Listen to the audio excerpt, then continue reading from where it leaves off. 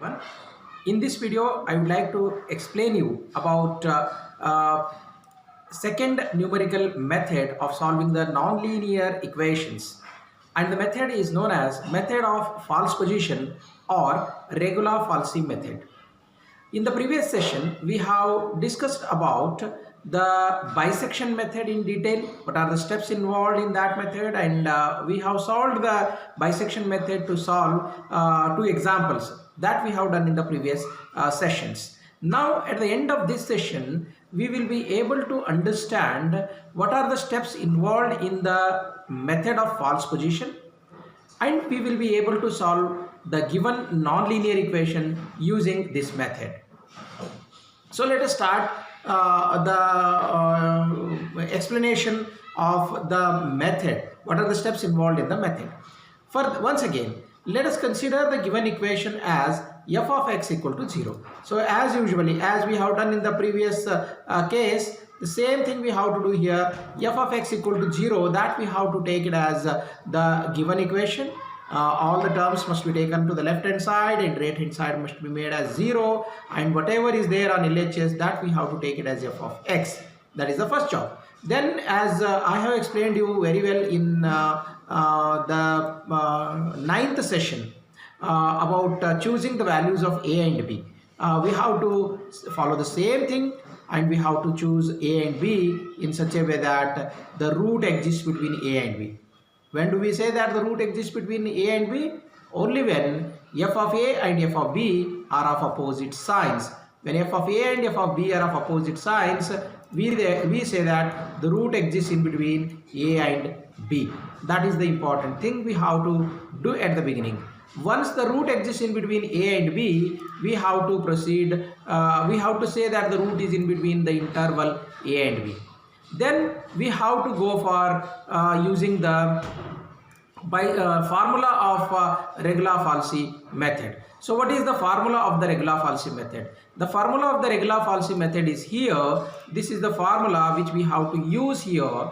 This is the modification for the bisection method. What we have seen in the previous sessions, the bisection method formula, it is the modification over that, and it is giving us better results than the results which we obtained in the bisection method. So the first approximated value, x1 stands for the first approximation. The first approximation is given by a into f of b minus b into f of a divided by f of b minus f of a. So this is the formula which gives us the value of x at the first interval, at the first iteration. Now we have to compute the value of f at x1 again, and we have to see the sign of this, whether it is positive or negative, and then we have to make one important conclusion, that is, if f of a and f of x1, if f of a and f of x1 are of opposite sign, that is positive or negative, then the root exists in between a and x1. That conclusion we have to make. The root exists in the interval a to x1. If the root exists in the interval a to x1, we have to again use the same formula with b replaced by x1. With b replaced by x1, we have to use the same formula to get the second approximated value x2. It is in one hand, that is if the root is in between a and x1. If the root is in between x1 and b, on the other hand, if the root is not in between a and x1, on the other hand, if the root is between x1 and b, then also we have to use the same formula with a replaced by x1. Just as we have done in the previous method, the same thing we have to follow. Only difference is the formula. Only difference is this formula. In that case, it was a plus b divided by 2, the simple one. In this case, it is this formula, that is regular falsi formula, that we shall be using repeatedly until and unless we get the solution up to the desired degree of accuracy. So I hope you understood very well the procedure. Let me solve a couple of examples on this particular topic. So let us go for the first example.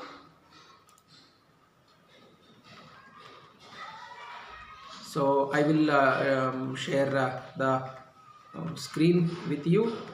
wherein I am solving couple of examples related to bisection regular falsi method. So here is the first example. Please look at this.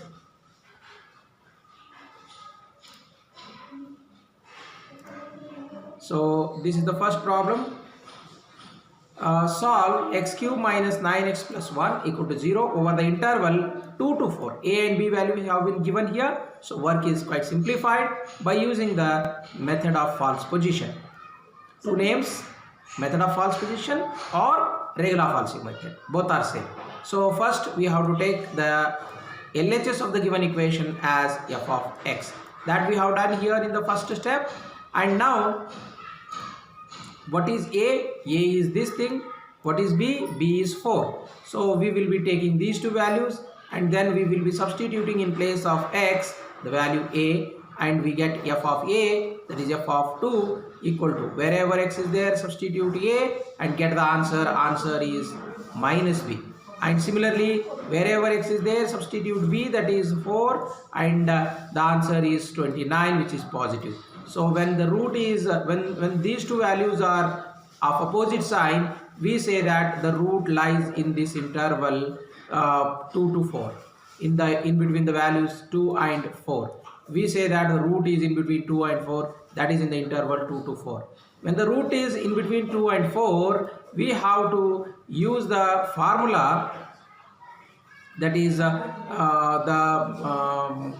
formula which we have used for regular falsi method.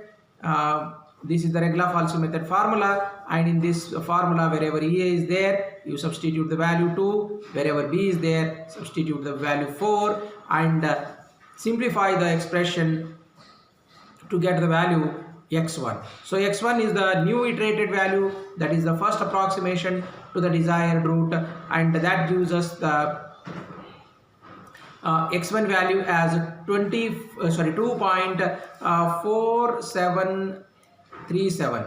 So this is the value in the first iteration, that is x1 we have obtained. Now you find out what is the value of f at x1. The value of f at x1 is turning out to be minus 6.1264, which is negative.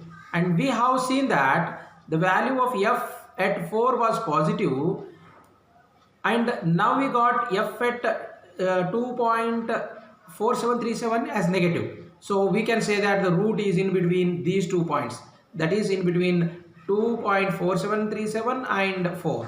So therefore we take A as this first point, B as this, and use the same bisection, same regular falsi method formula, that is this thing, with the new values of A and B, and simplify the step, simplify this particular expression, and that gives us the final value of x in the second iteration. The value which we obtain in the second iteration is called as x2, and x2 is obtained like this. x2 is obtained like this. Now we have to find out what is f at x2. F at x2 is found to be minus 3.0905, and we observed that the value of f at 2.7399 was positive, is now negative. This is now negative, but f value at 4, it was positive. So these two are of opposite side, therefore the root lies between this point and this point. This is the smaller one, take it as A. This is the bigger one, take it as B. So again apply the same formula, simplify the same, you will get x3 equal to 2.8. Now find out f at x3 to get the value as minus 1.3268. Again, f value at 2.8612, and it is now obtained as negative, but the value at f at 4 is positive. So therefore the root lies in between these two values. So therefore take it as A and take it as B, and again use the same formula and simplify whatever the things come, and then that simplification yields us the value x4 equal to 2.911. Again find out what happens to f at x4, that is f at 2.911. It is again negative. Again you have to say that f at 2.911 and f at 4, they are of opposite sides. When they are of opposite sides, we say that the root lies in between these two. When the root lies in between these two, take this as a, this as b, apply the same formula. When you apply the same formula, you will get the next value of x. In the previous iteration it was x4, now it is going to be x5, and whatever expression comes, you simplify it, you will get the answer as 2.9306. See, the previous value was 2.91, now it is 2.93, so there is a lot of difference between these two. So therefore we have to proceed. You go on proceeding like this, then ultimately at the 8th iteration. At the 8th iteration, if you proceed like this up to 8th iteration, in the 8th iteration you will get 2.9422. So the value which we obtain in the 8th iteration is 2.9422, and you find out f value at that point, that is f at x8, is obtained as minus. And again the value of f at 2.9422 and the value of f at 4, they are of opposite sign. Therefore we say that in between these 2 points the root exists. When the root exists in between these 2 points, take it as a, this as b, and use the same formula. Using this same formula and simplifying the expression obtained afterwards, we get the answer to be 2.9425. You can observe the value of x8, the value of x9, two consecutive values of x. If you observe, they are correct up to 3 decimal places. See, up to 3 decimal places, 942, 942. Correct to 3 decimal places, both the answers are correct. So up to 3 decimal places, the 2 answers are correct. Therefore we can say that the value which we obtain in this step, that is at the 9th iteration, is the better solution, better approximation. Therefore we can stop at this point saying that 2.9422 is the required solution of the given non-linear equation. I hope you understood very well the procedure involved with the regular falsi method, and I hope you can very easily solve the examples. Now you can have one example to work out at home. This is the assignment problem for you. You please look at this problem. It is having logarithmic function. It is a transcendental equation. You use your calculator with log. Log stands for log to the base 10. In the scientific calculator, log to the base e is ln.